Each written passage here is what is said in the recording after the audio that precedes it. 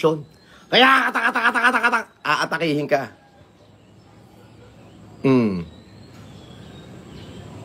Sabi ni The Emperor, kung isa sa pelikula ang buhay ng isang The Great FLM, ano ang pamagat at sinong artista ang gaganap sa inyo ni Casper? Ang pamagat is ano? Pamagat. Ano? The Francis Leo Marcos story. Kumbaga, ano? Ano ba? Nag-iisip pa ako. Pero may gumanap na. Si Rafael Rosel. Rafael Rosel. Si Rapa. Yan. Medyo may hawig kami niya ni Rapa. At siya ang gumanap talaga yung unang dapat ipipelikula yung buhay ko eh. Yung The Philanthropist. Yan. Siyempre, start no, panahon ng pandemic. How I Become Famous in Social Media. Yan.